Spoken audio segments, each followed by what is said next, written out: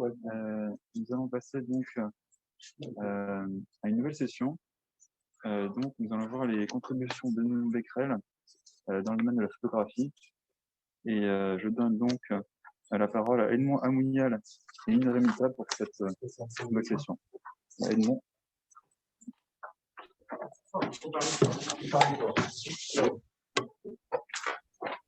Merci Alexandre. Bonjour à toutes et à tous. Je m'appelle Edmond Amounial. Je suis directeur de recherche émérite au CNRS et au laboratoire des solides irradiés de l'École polytechnique. Je suis spécialiste en photophysique et photochimie moléculaire, en spectroscopie laser et en photoluminescence, avec des applications en particulier pour la production d'hydrogène par photodissociation de l'eau par l'énergie solaire. Avec Indra Mita, nous ouvrons cette session consacrée à la photographie, qui est un aspect encore méconnu des travaux d'Edmond Becquerel. Indra Mita est directrice de recherche au CNRS et à l'Institut de chimie physique de l'Université Paris-Saclay à Orsay. C'est une très grande spécialiste de la chimie sous rayonnement, de la synthèse radiolytique de nanomatériaux et en particulier de nanoparticules d'argent pour des applications en photographie. Et actuellement, elle poursuit ses travaux en photocatalyse. Alors, elle va présider les 2 premières présentations de cette session et moi la 3e. Voilà, je laisse la parole à Indra Mita. Indra, à vous. Merci Edmond pour cette belle... Thank you, Edmund, for this lovely presentation, and rather for introducing me so kindly. It'll be my pleasure. I'm looking forward to introducing to you Bertrand Lavedrine, professor at MNHN and also at the Conservation Center. He's interested in the history of photography techniques. So Bertrand Lavedrine will be discussing Edmond Becquerel and photography. But before saying anything else, I'd like to clarify that the next 3 presentations will not be interpreted. Subtitles are available, however. Many thanks, Bertrand, for this presentation. Madame la Présidente, merci. Nous allons passer à ma présentation. C'est un honneur d'intervenir après Gérard Mourou. Donc, on repasse dans le passé avec les rapports de Becquerel et la photographie.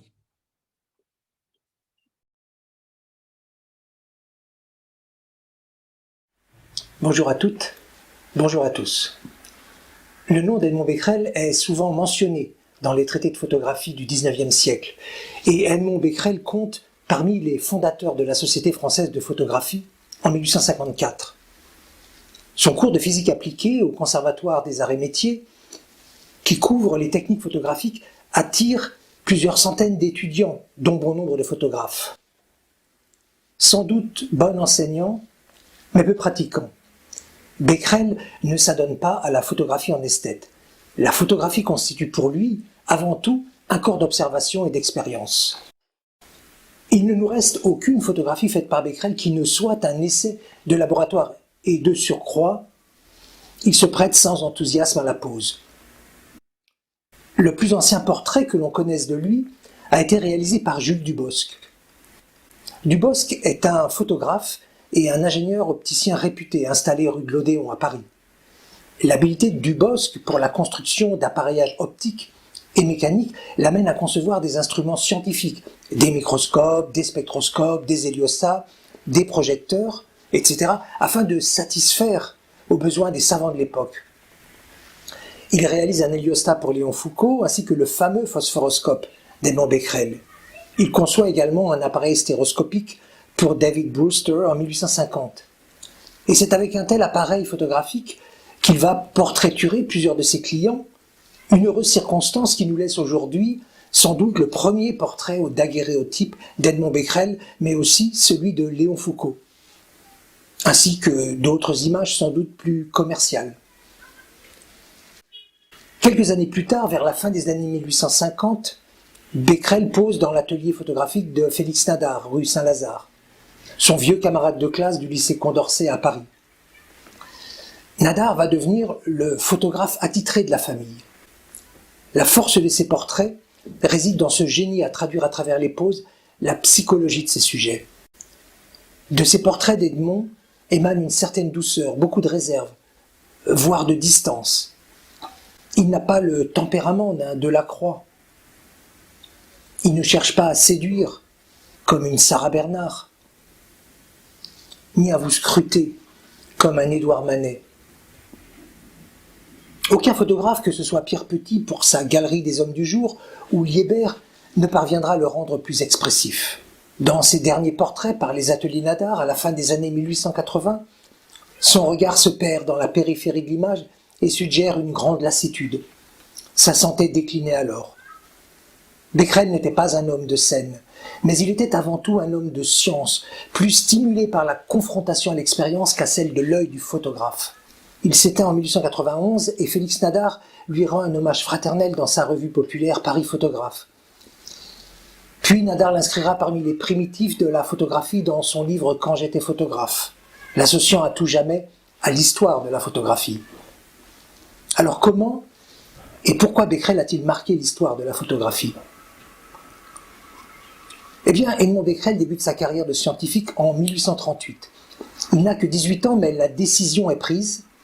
Plutôt que d'intégrer la prestigieuse école normale ou l'école polytechnique auquel il est admis, il va assister son père, Antoine César, à la toute nouvelle chaire de sciences physiques appliquées aux sciences naturelles, créée au Jardin des Plantes à Paris.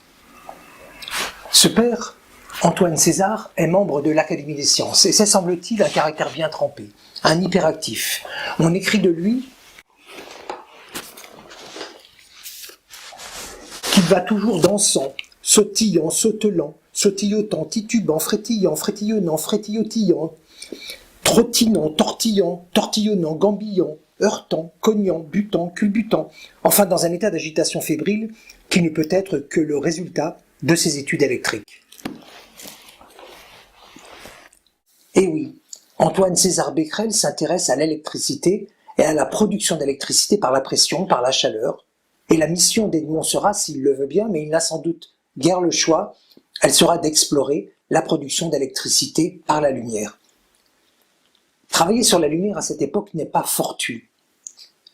L'Académie des sciences, sous la houlette de son célèbre secrétaire François Arago, est toujours agitée par les débats autour de la nature de la lumière, et en cette fin d'année 1838, Arago est informé de l'invention du daguerréotype, un procédé photographique révolutionnaire qui va attirer l'attention et l'intérêt de la communauté artistique et scientifique internationale. La qualité et la précision indubitable des images fournies par ce nouveau procédé photographique vont enthousiasmer Arago et le conduire à promouvoir cette invention au point de convaincre l'État d'en faire l'acquisition. Chacun pourra ainsi l'utiliser librement. Parce qu'avec le daguerréotype, Arago a l'intuition d'un outil qui servira non seulement à documenter le monde, cartographier les planètes à l'aide d'images précises, mais sera un moyen d'investigation scientifique pour des travaux plus fondamentaux sur la lumière.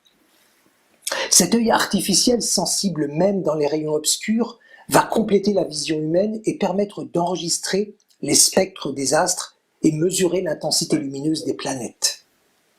Bien sûr, les savants de l'Académie des sciences, dont Antoine César Becquerel, sont aux premières loges pour découvrir cette invention et son potentiel.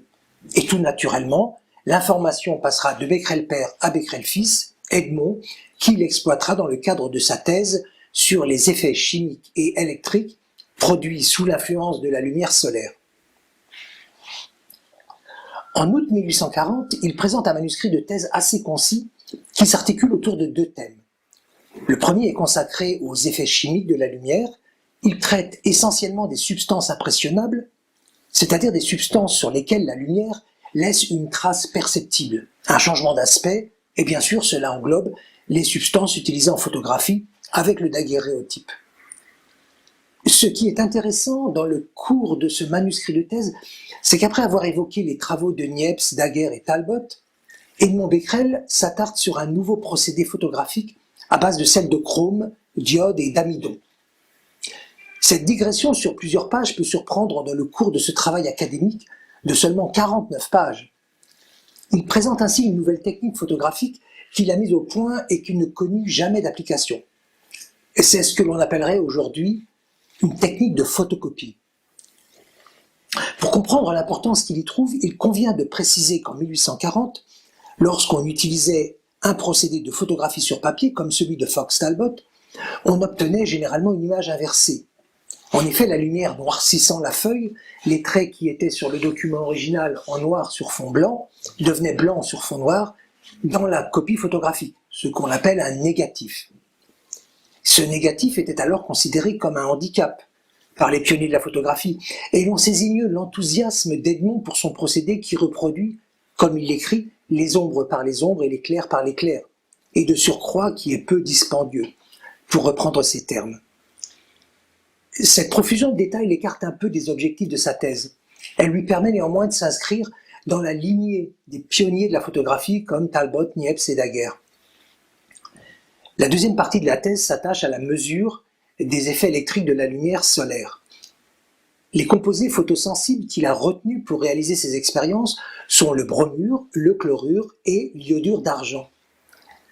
Il va mesurer l'électricité produite par ces composés lorsqu'ils sont exposés à la lumière solaire filtrée par divers écrans colorés. Si les rayons jaunes et rouges ne produisent pas de courant, le bleu, le violet, l'indigo et au-delà génèrent une intensité qui va en s'accroissant. Cela corrobore et quantifie les observations des premiers photographes. En effet, l'opticien L'Herbourg avait noté que 3 des couleurs les plus brillantes de la palette, le jaune de chrome, le vert véronèse, le vermillon, n'ont pas d'action sur la plaque sensible et qu'elles se traduisent en noir sur le daguerréotype, alors que les objets bleu clair ou blanc s'y enregistrent nettement et de façon équivalente. D'ailleurs, les laboratoires des photographes à l'époque sont éclairés avec des lumières rouges, tandis que les fenêtres et verrières des studios de prise de vue sont équipés de vitrages bleus. Edmond Becquerel conclut sa thèse en avançant une idée qu'il détaillera par la suite. Les rayons chimiques, ultraviolets, sont de même nature que les rayons lumineux. Ainsi, Edmond Becquerel n'a que 20 ans et il a déjà à son actif des contributions pertinentes sur les interactions lumière-matière. Cette précocité peut surprendre aujourd'hui, mais elle n'avait rien d'exceptionnel à l'époque quand on sait que lors de la campagne d'Égypte, Bonaparte était accompagné de plus de 150 savants dont la moyenne d'âge était inférieure à 30 ans. D'ailleurs, dans l'entourage d'Arago, travaillent 2 autres brillants scientifiques, Hippolyte Fizeau et Léon Foucault, qui marqueront leur époque.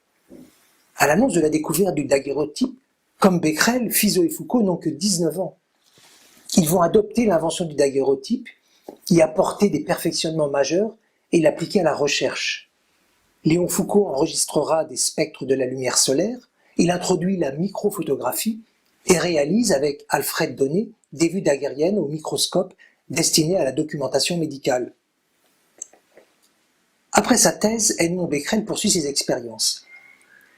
Il constate un phénomène curieux. Alors qu'il avait démontré dans sa thèse que la lumière rouge n'avait aucune action sur l'iodure d'argent, car il n'y avait aucune production d'électricité, il remarque que s'il expose préalablement ce composé à la lumière bleue, il y a ensuite l'apparition d'un courant lorsqu'on l'expose à la lumière rouge. Il y a donc maintenant une action chimique inattendue sous l'action de rayonnement qui initialement n'en produisait pas. Il va appeler les rayons bleu-violet des rayons excitateurs et les rayons rouges des rayons continuateurs. Ce phénomène, qui sera dénommé effet Becquerel, va trouver une application éphémère en photographie. En effet, à l'époque, pour développer les plaques, pour faire apparaître l'image, il fallait les soumettre à des vapeurs de mercure, produits déjà reconnus comme très dangereux. Plutôt que d'utiliser du mercure, on pourrait exposer la plaque à des rayonnements rouges. En effet, lors de la prise de vue, lorsque le photographe expose sa plaque dans l'appareil, les rayons UV ou bleus vont induire la formation de nanoparticules d'argent sur la couche d'iodure d'argent. Elles sont imperceptibles à l'œil. C'est ce que l'on appelle l'image latente. En revanche, les zones de la plaque ainsi exposées lors de la prise de vue sont maintenant devenues sensibles à des rayonnements rouges. Si on les soumet à ces rayons rouges pendant une dizaine de minutes, la formation de l'image va continuer et favoriser la croissance des nanoparticules jusqu'à les rendre visibles. Plusieurs daguerréotypistes comme Gaudin, L'Herbourg, Bisson témoignent du succès d'une telle méthode en présentant des daguerréotypes développés avec ces rayons continuateurs à l'Académie des sciences. Ce daguerréotype, appartenant au musée Nicéphore-Niepce à Chalon-sur-Saône, est un des rares exemples documentés qui nous soit parvenu. Il porte la mention « image daguerrienne sans mercure par l'action continuatrice des rayons rouges observés par M. Edmond Becquerel, 1840 ». Il est souvent attribué à Edmond Becquerel, mais cette paternité me paraît peu probable. Becquerel ne mentionne jamais avoir testé les rayons continuateurs sur une plaque daguerrienne, mais il précise avoir encouragé les photographes à le faire. Peut-être s'agit-il d'un témoignage de reconnaissance d'Antoine Gaudin ou de l'Herbourg. Ce dernier résidait place du Pont-Neuf, à l'endroit de la prise de vue. Mais cette innovation arrive trop tard, car cette même année, Claudet et Fizeau introduisent l'usage du chlore et du brome pour sensibiliser la plaque daguerrienne. Ils augmentent ainsi d'un facteur 100 la sensibilité du daguerréotype. Cette innovation est rapidement adoptée car elle permet de faire des poses de quelques secondes et donc de réaliser aisément des portraits. Malheureusement, l'usage de rayons continuateurs introduit par Becquerel n'est pas compatible avec ce nouveau mode de sensibilisation. Il produit un voile sur la plaque. On continuera donc à utiliser le mercure. Si le daguerréotype bénéficie de nombreux perfectionnements, il y a toujours un point sur lequel on achoppe. C'est celui de la couleur. La plaque est aveugle à une grande partie du spectre lumineux. Elle n'est sensible qu'à la lumière bleue ou violette, et de toute manière, elle est incapable de restituer les couleurs de la nature. Bien sûr, on note parfois des ciels colorés en bleu sur les daguerréotypes. Ce phénomène, appelé solarisation, est dû à une surexposition fréquente pour des ciels riches en rayonnement UV. Il résulte de la formation de particules à la surface de la plaque dont la taille et la morphologie induisent un phénomène de diffusion de la lumière qui aboutit à une teinte bleue. La concordance des couleurs est purement fortuite. Un objet blanc peut également produire ces teintes bleues, et c'est souvent le cas pour des portraits où des vêtements blancs ont une belle coloration bleue ardoisée. Cette incapacité à restituer les couleurs fut discutée dès 1839 par les académiciens à propos du daguerréotype. Pour Arago, ce problème sera résolu le jour où l'on aura découvert une seule et même substance que les rayons rouges coloreront en rouge, les rayons bleus en bleu, etc. Or, cette substance, elle a déjà été signalée par deux scientifiques, Siebeck et Herschel.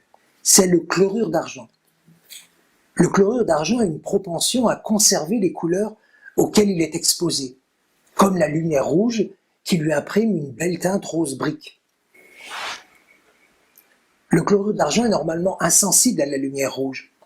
S'il réagit à cette lumière rouge dans les expériences de Siebeck et d'Herschel, c'est qu'il a été préalablement manipulé ou exposé à la lumière solaire.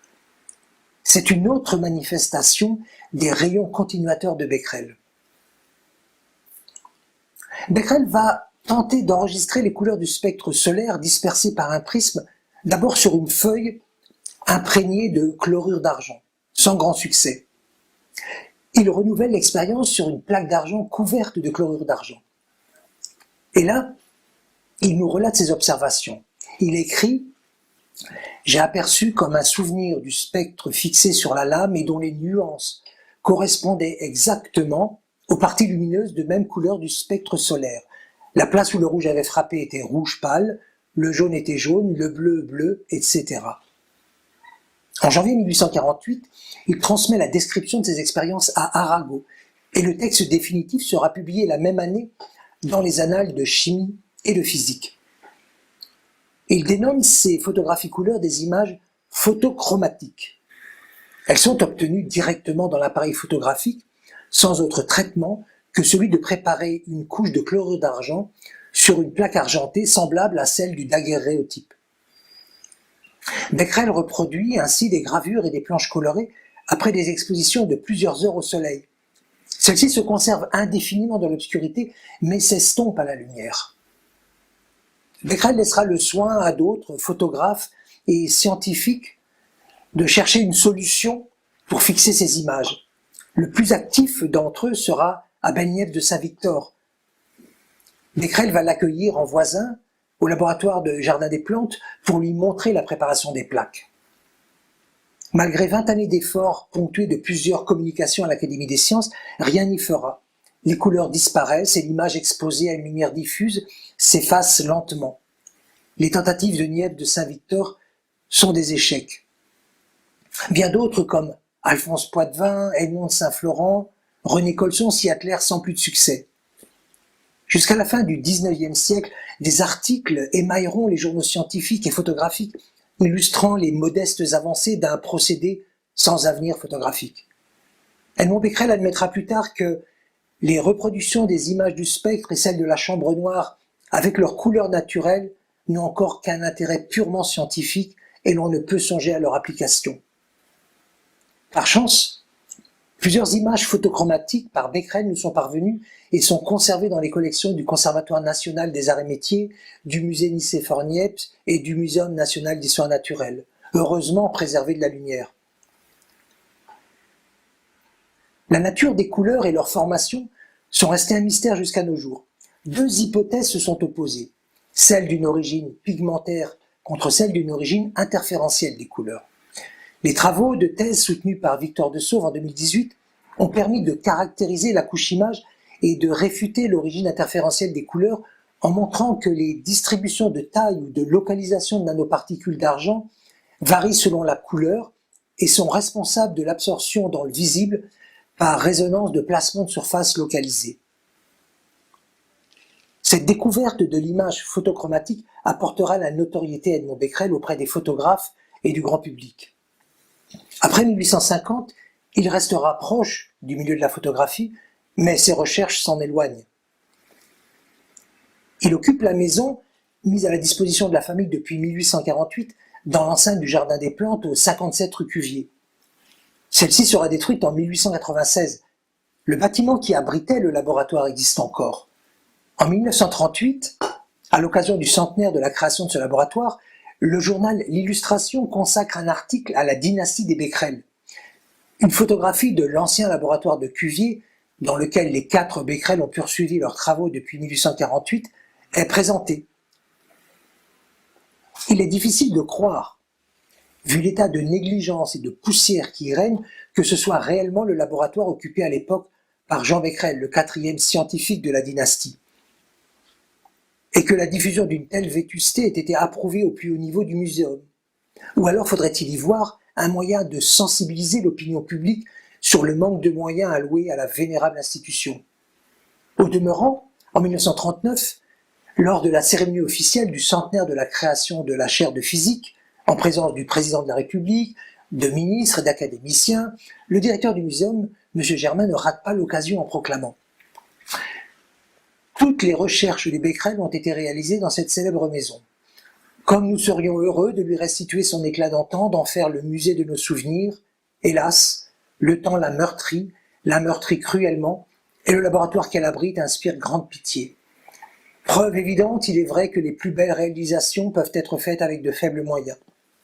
Mais la science moderne a d'autres exigences et s'accommode mal d'installations aussi précaires. Ces demandes resteront vaines.